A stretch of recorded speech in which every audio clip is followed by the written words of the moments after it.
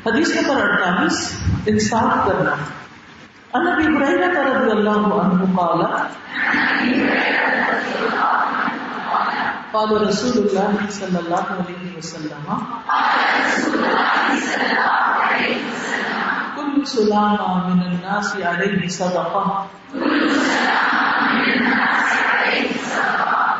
کل یوم تطلع فیہ الشمس یعدل بین الناس صدقہ۔ کتاب الصلح۔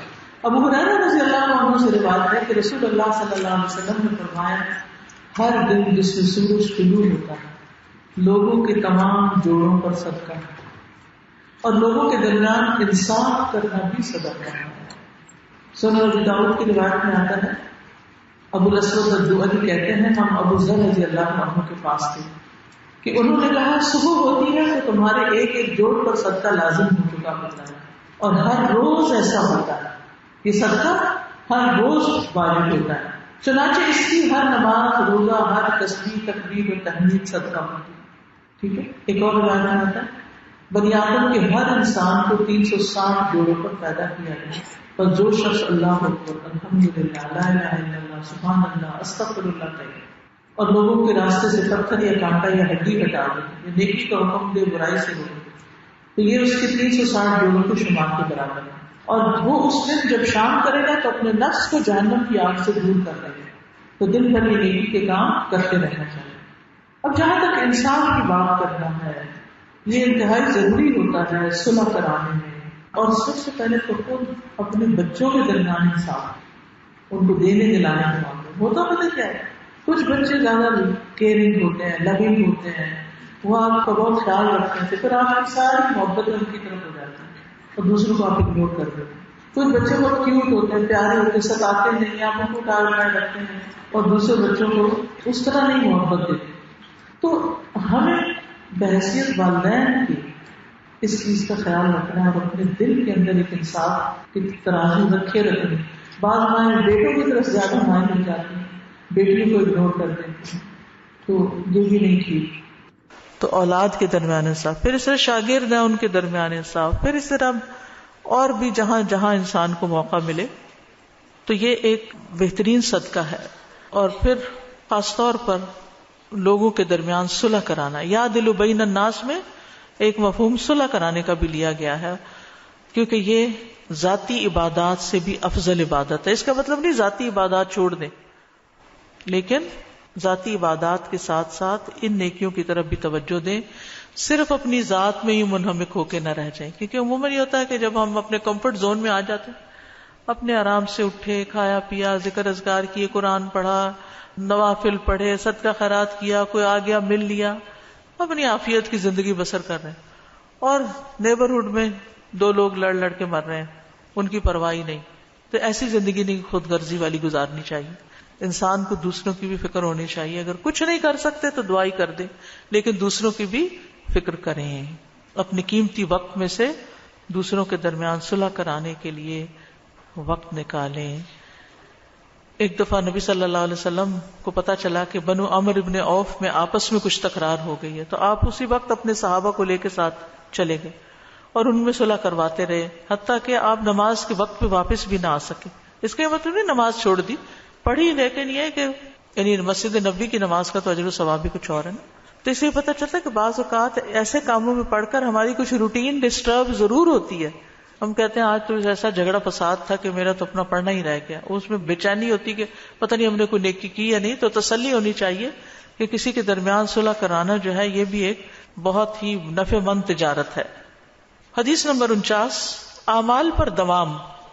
ان عائشہ ان رسول اللہ صلی اللہ علیہ وسلم قال سددوا وقاربوا وَاعْلَمُوا أَن لَّن يُدْخِلَ أَحَدُكُمْ عَمَلُهُ الْجَنَّةَ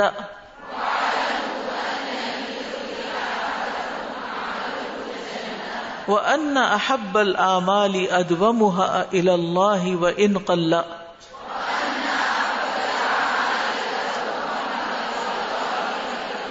عائشہ رضی اللہ عنہا سے روایت ہے کہ رسول اللہ صلی اللہ علیہ وسلم نے فرمایا سیدھے رہو، میانہ روی اختیار کرو، اور جان لو کہ تم میں سے کسی کو اس کا عمل جنت میں داخل نہیں کرا سکے گا۔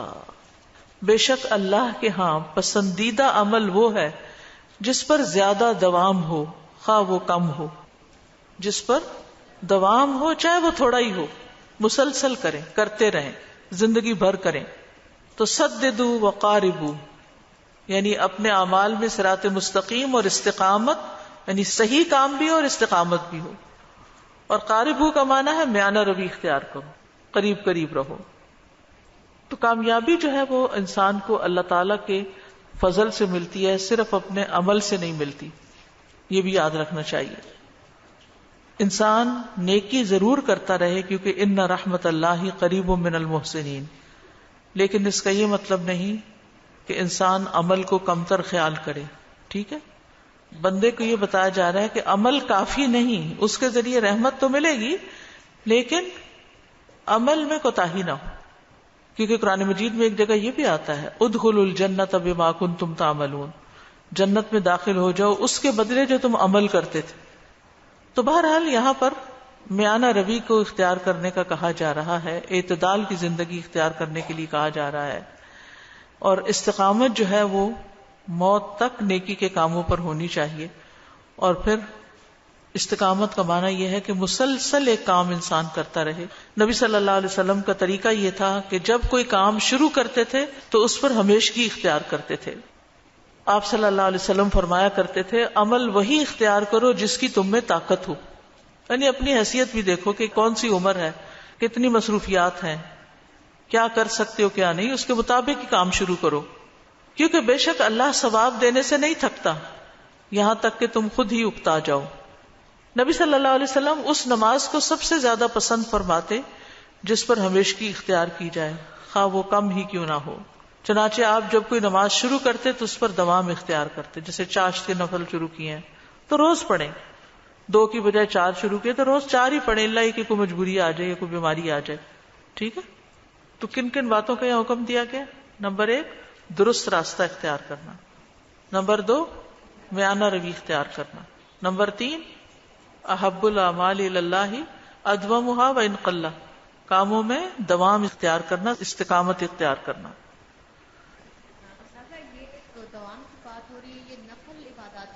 نفلی عبادات کے لیے بھی ہے، کیونکہ فرض تو ویسے ہی دائمی پڑھنے ہوتے ہیں، اس کو چھوڑ ہی نہیں سکتے۔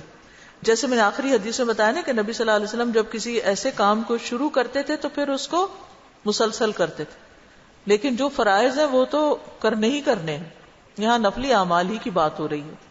اصل میں ہوتا پتہ کیا ہے، جب ہم کوئی لیکچر اٹینڈ کر لیتے ہیں یا کوئی کتاب پڑھ لیتے ہیں تو ہمیں ایک دم جوش آتا ہے کہ ہم بہت سے نیکی کے کام شروع کر دیں، پھر کیا ہوتا ہے کچھ دن تو کرتے ہیں اس کے بعد بیٹھ جاتے ہیں۔ یہ نہیں ہونا چاہیے، یہ ناپسندیدہ ہے۔ سوچ سمجھ کے شروع کریں، اور اس کے بھی مطلب کہ انسان ڈرے کہ میں تو کر نہیں سکوں گا اس لیے بہتر ہے شروع نہ کروں۔ Step by step, baby steps لیتے ہوئے ایک ایک کام کر کے اس کی عادت پختہ کر کے پھر ایک اور نیت میں ضرور رکھیں۔ السلام علیکم استاذہ۔ وعلیکم السلام۔ آپ سے یہ سوال پوچھنا تھا کہ یہاں جو آپ نے بات کی حدیث میں بیان ہو رہا ہے سیدھے رہو اور پھر میانہ روی اختیار کرو، تو کیا سیدھے رہنے وہ یہ ہے کہ یہاں پہ منافقت نہ کرو، جھوٹ نہ بولو؟ یعنی ہر کام میں صحیح طریقہ اختیار کرو جو شریعت کے مطابق ہے۔ استاذہ یہ جو بات ہے نا کہ میانہ روی اختیار کرو، یہ آپ کی زندگی میں بہت ساری سہولتیں پیدا کر دیتی ہے، ورنہ ایسے بوجھ ہوتے ہیں کہ ہم چل ہی نہیں پاتے ہیں اور خاص طور پہ سسٹین نہیں کر سکتے۔ جیسے اگلی بات ہے کہ ہم ایک عمل کو کنسسٹینٹلی کرتے رہیں چاہے وہ تھوڑا ہو۔ جی ہاں، کیونکہ انتہا پسندی اور خطرناک ہے، ہر چیز کے اندر اعتدال اچھا ہے۔ استاذہ میں نے یہ پوچھنا تھا کہ ابھی ذکر کی حدیث میں پہلے آپ نے بتایا کہ اللہ سبحانہ و تعالیٰ سے یہ نہیں کہنا کہ اگر آپ یہ چاہیں تو مجھے دے دیں، لیکن میرا سوال ہے کہ اگر ہم اللہ رب العزت کو علیم اور حکیم ہونے کی اس سے کہ اللہ تعالیٰ کو ہم حکیم مانتے ہیں تو ہم کہتے ہیں اللہ یہ میری چاہت ہے، میری ضرورت ہے، لیکن مجھے نہیں معلوم کہ یہ دنیا اور آخرت میں میرے لیے نقصان دہ ہے یا فائدہ مند ہے، اگر آپ چاہیں تو مجھے دے دیں۔ ہم اپنے طور پر جو چیز اچھی سمجھیں اپنے لیے وہ مانگیں اور باقی اللہ پہ چھوڑ دیں۔ وہ الحکیم ہے، وہ دے تو خوش ہو جائیں، نہ دے تو بھی راضی رہے۔ لیکن ہمیں خود سے فیصلہ نہیں کر لینا چاہیے، یا خود سے ہی نہیں کہہ دینا چاہیے کہ اگر آپ چاہیں تو کریں نہیں تو نہیں کریں. وہ تو ہوگا وہی جو اللہ چاہے گا. ربی انی لما انزلت الی من خیر فقیر، ساری خیر کا محتاج ہوں. حدیث نمبر 50. حیا ایمان کی شاخ ہے. عن ابی ہریرہ رضی اللہ عنہ عن النبی صلی اللہ علیہ وسلم قال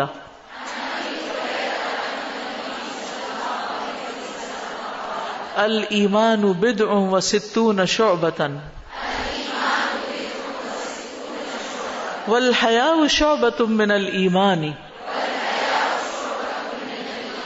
کتاب الایمان.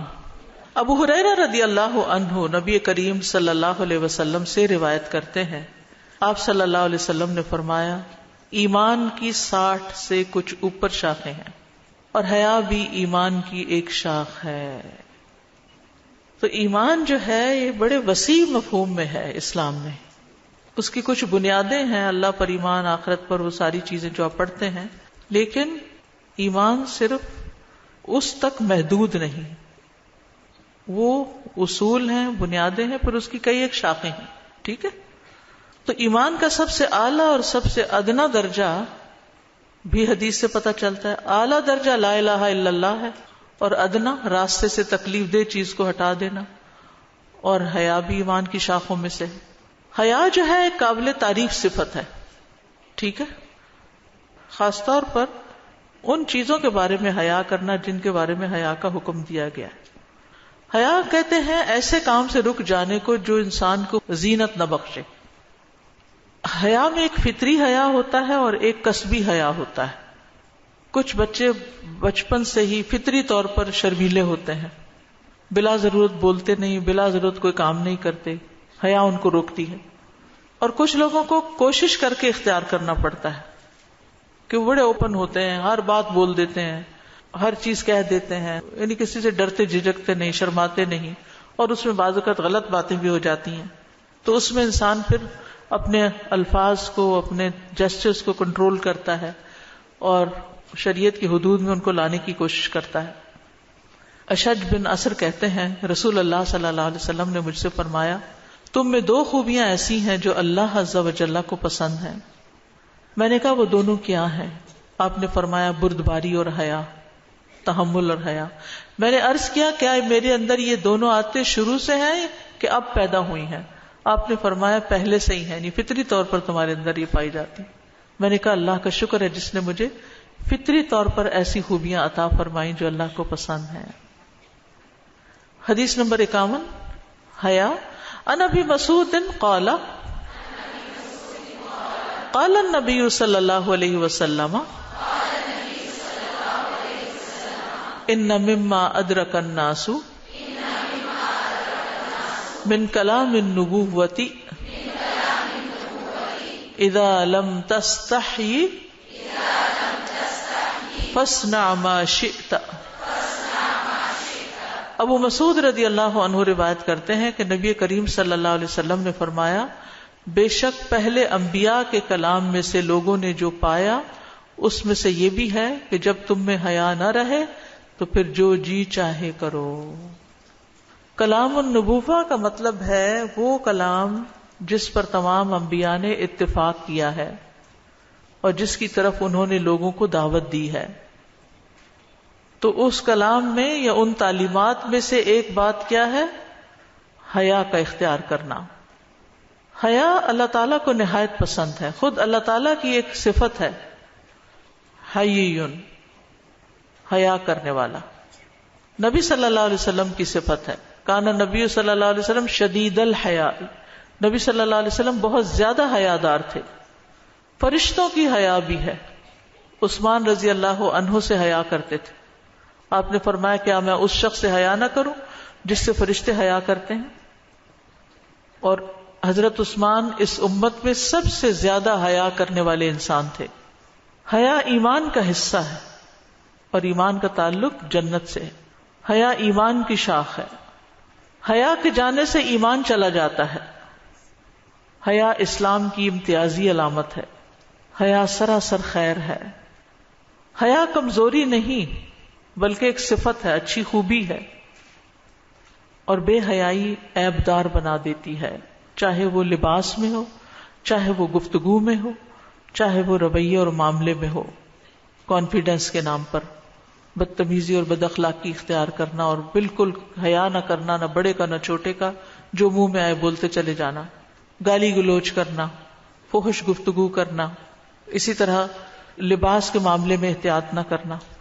اب اس دور میں جس طرح کا خواتین لباس پہن رہی ہیں، اللہ کی پناہ. اب مثال کے طور پر اگر آپ کی شرٹ گھٹنوں سے اوپر ہے تو کیا گھٹنوں سے اوپر کا حصہ آپ دکھا سکتے ہیں، چاہے ننگا کر کے یا ٹائٹ کر کے؟ الا یہ کہ کوئی تکلیف ہو، جیسے کسی کی کوئی بیماری ہے یا کچھ اور ہے، تو وہ علاج کی غرض سے، یا بچے کی پیدائش میں. کیا عام حالات کو عورت کو اپنے یہ تھائز دکھانے چاہیے؟ ہم بعض اوقات اتنے سی تھرو کپڑے پہن لیتے ہیں کہ وہ جھلک رہی ہوتی ہیں، اور ماشاءاللہ قمیضیں بھی گھٹنوں سے اوپر اوپر اوپر اوپر تک چلی گئی ہیں. تو کوئی ایماندار عورت، ایمان رکھنے والی عورت ایسا لباس نہیں پہن سکتی، اس کے دل کو پسند ہی نہیں آ سکتا. اسی طرح سلیو لیس پہننا، اور پھر بازاروں میں بھی نکل جانا، گلوں کے کٹ ایسے ہونا، ڈیپ کٹ، آدھی آدھی کمر کا ننگا ہونا، ساڑی میں بلاؤز ایسا پہننا کہ پیچھے آگے سب ننگا ہو رہا ہو، پھر سی تھرو کپڑے پہننا، پھر دوپٹہ غائب ہونا، یا ہونا تو اتنا باریک ہونا یا اتنا ریشمی ہونا کہ ہر منٹ میں وہ نیچے گر رہا ہو. یہ سب حیا کے منافی ہیں، یہ سب ایمان کے منافی ہیں. یہ چیزیں، یہ معمولی چیزیں نہیں ہیں. ہمیں اس بارے میں اچھی طرح سمجھنا چاہیے. بازو کا سکارف لینا لیکن وہ اس میں سے بال نکل نکل کے جھلک رہے ہیں، یا اتنا ٹائٹ پہننا، یا اس کو اتنا اوپر سے رول کے گلے کے گرد اس کو گھما دینا کہ سینہ ننگا ہی رہے. یہ بھی ایک عجب سٹائل نکلا ہے. یعنی سکارف پہنتے ہیں لیکن اس طرح گھما کے پہنتے ہیں اس کو کہ حیا کے تقاضے ہی نہیں پورے کرتا. کبھی سینے کے دونوں طرف نظر آ رہے ہوتے ہیں، اور کبھی اس طرح کا سٹائل پہننا کہ آدھا سینہ ننگا ہی ہو رہا ہو. اور بعض اوقات خواتین آگے ڈرائیور سیٹ پہ بیٹھ جاتی ہیں اور کبھی موبائل نکالتی ہیں اور کبھی رکھتی ہیں، اور سینے کا ایک خم پراپر ڈرائیور کو نظر آ رہا ہوتا ہے. اتنی حیا آتی ہے اس وقت، یہ کیا ہو رہا ہے؟ کیونکہ سکارف پہنا، ایک پلو پیچھے ڈال دیا، ایک پلو آگے لٹکا لیا، دایاں طرف بالکل اس کے اوپر کوئی پلو نہیں ہے، کچھ نہیں. خمار جس کو قرآن کہتا ہے وَلْيَضْرِبْنَ بِخُمُرِهِنَّ عَلَىٰ جُيُوبِهِنَّ، تو یہ جو گریبان ہے، یہ جیب ہے، اس کے اوپر اگر آپ نے اوپر سے خمار نہیں ڈالا ہوا، یعنی صرف قمیض کافی نہیں، صرف گاؤن کافی نہیں، صرف آدھا سکارف کافی نہیں، آپ کا یہ سارا سائڈ ڈھکی بھی ہونی چاہیے کہ اگر آپ کوئی چیز نکال رہے ہیں، لے رہے ہیں، دے رہے ہیں، تو یہ سینے کے خم مردوں کو نظر نہ آئے. تو یہ ساری چیزیں جو ہیں، ان سے ہم خواتین غافل ہو رہے ہیں، اور اس پہ ہمیں سوچنا ہوگا، کیونکہ حیا ایمان کا حصہ ہے.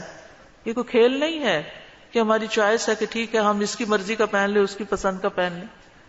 تو بے حد احتیاط کی ضرورت ہے، کیونکہ حیا اور ایمان ساتھ ساتھ، ایک جاتا دوسرا بھی جاتا ہے. اور جب ایمان کی کمزوری ہو جاتی ہے تو پھر نمازیں بھی خراب ہونے لگتی ہیں، اور باقی بھی ساری زندگی کا سسٹم جب بیکار ہو جاتا ہے. میں ہاسٹل کرتی ہوں تو میرے پاس بچیاں آتی ہیں آؤٹ آف سٹی سے، تو آپ یقین کریں ان کے ایسے ایسے ڈریسز ہیں اور شریف کھانوں سے، اور جب ان سے کہا جاتا ہے تو وہ میرے سامنے چادر لے کے نکلتی ہیں، اور جیسے ہی میرے دروازہ باہر نکلے، گاڑی میں بیٹھے چادر کو رول کیا، بیگ میں ڈال دیا، اور نیچے دوسرا ڈریس پہنا ہوا ہے ایسے. اب بتا رہے ہو تو کہتے ہیں دین بہت مشکل ہے، آپ کی باتوں میں پڑیں گی. یعنی یہ ایک موجودہ دور کا بہت بڑا فتنہ ہے جس کا خواتین شکار ہو گئی ہیں. اچھی والی نماز پڑھنے والی، بعض اوقات بڑے اچھے اخلاق والی، بڑے اچھے طرز عمل والی اس مصیبت میں گرفتار ہو گئی ہیں کہ اپنے آپ کو ڈھانکنے کا پتہ ہی نہیں کہ کیسے ڈھانکنا ہے. اور بعض اوقات دین پڑھ کر بھی ہمارا طرز عمل نہیں بدلتا. استاذہ بہت سی فیملیز ایسی بھی ہیں جن میں کہ ماؤں کو تو خوب اویئرنیس ہے اور بڑا صحیح لباس پہنتے ہیں، مگر بچیوں کو وہ نہیں دیکھتی. انہی کی بیٹیاں جو ہیں وہ بالکل ایسے لباس پہنتی ہیں کہ سے باہر سے ہیں، it's like western culture, jeans پہنی ہوئی ہے اور پھٹی ہوئی ہے. بس اصل میں بعض اوقات ماؤں کی وہ سنتی بھی نہیں ہے، کیونکہ وہ اتنی اسٹرانگ ہیڈڈ ہو جاتی ہیں اپنی تعلیم کی وجہ سے کہ ماؤں کی بات ان کو دقیانوسی لگتی. جی استاذہ، ان 4 دنوں میں جو آپ کا ہم نے یہ لیکچر سارا سنا ہے، آپ نے ٹپس دی، اس میں سب سے پہلے بخاری شریف کا 1 گھنٹہ ہم روزانہ مطالعہ کریں. پھر ٹائم کو کس طرح دوسروں کی زندگیوں سے سیکھیں، پھر قرآن کی حفاظت ہم جنہوں نے حفظ کیا ہوا ہے وہ نمازوں میں ان کو اپلائی کریں، پھر بچوں کی تعلیم کے لیے ہم ان کے لیے کسی عالم وغیرہ یا ان کا بندوبست کریں یا ان کی محفل کا، پھر یہ کہ ذکر کرنے کی آپ نے ٹپس دیے ہیں. تو یہ میرے لیے تو بہت فائدہ مند ہے، کیونکہ میں نے تو ان پہ الحمدللہ کوشش کری کہ عمل شروع کر دیں. دین کا ایک اوور آل نقشہ، یعنی جامع جو خواتین سے متعلق ہے، خصوصاً جو بیسکس ہیں دین کی، وہ اس میں سمودی گئی ہیں. حدیث نمبر 52، احسان. ان ابی ہریرہ رضی اللہ عنہ ان رسول اللہ صلی اللہ علیہ وسلم کان یوما بارزا للناس اذا اتاہ رجل یمشی فقال یا رسول اللہ ما الاحسان قال الاحسان ان تعبد اللہ کأنک تراہ فإن لم تکن تراہ فإنہ یراک. کتاب التفسیر. ابو ہریرہ رضی اللہ عنہ سے روایت ہے کہ ایک دن رسول اللہ صلی اللہ علیہ وسلم لوگوں کے سامنے بیٹھے ہوئے تھے، جب اچانک ایک شخص آپ کے پاس چلتا ہوا آیا تو اس نے کہا یا رسول اللہ احسان کیا ہے؟ یہ جبریل علیہ السلام تھے. آپ نے فرمایا احسان یہ ہے کہ تم اللہ کی عبادت اس طرح کرو گویا تم اسے دیکھ رہے ہو، پھر اگر یہ نہ ہو سکے کہ تم اس کو دیکھ رہے ہو تو خیال رہے کہ یقیناً وہ تمہیں دیکھ رہا ہے.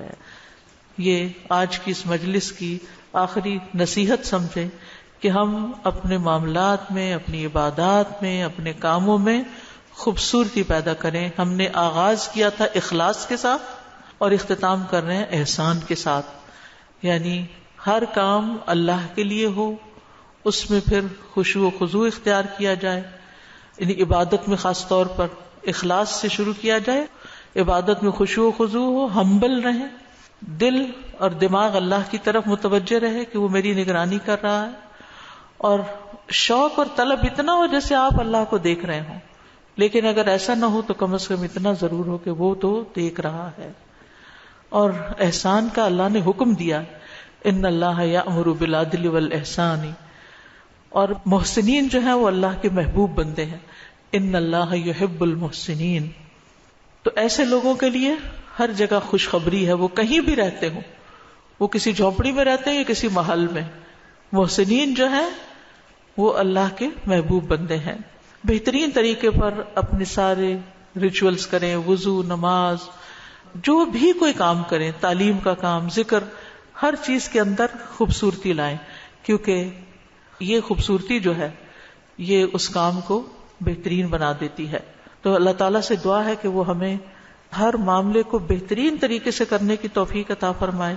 جو کچھ ہم نے پڑھا ہے ان 4 دنوں میں ہمیں اس پر عمل کرنے کی توفیق دے، ہماری اس کوشش کو قبول کرے، ہمیں آئندہ بھی ایسے کام کرنے کی توفیق عطا فرمائے، اور جو ہم نے سیکھا ہے ہم اسے دوسروں تک پہنچانے والے بھی بنے، اور جو کوئی کمی کوتاہی ہم سے ہو گئی اللہ تعالیٰ اس کو معاف کر دے، اور یہ علم ہمارے خلاف حجت نہ بنا رہے، ہمارے حق میں حجت بنے. اللہ ہمارے بچوں کو، ہماری نسلوں کو ہدایت دے اور پاکستان کی حفاظت کرے، اور اللہ تعالیٰ آپ سب سے راضی ہو.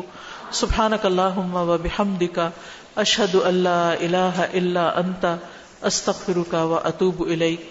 السلام علیکم و رحمۃ اللہ وبرکاتہ.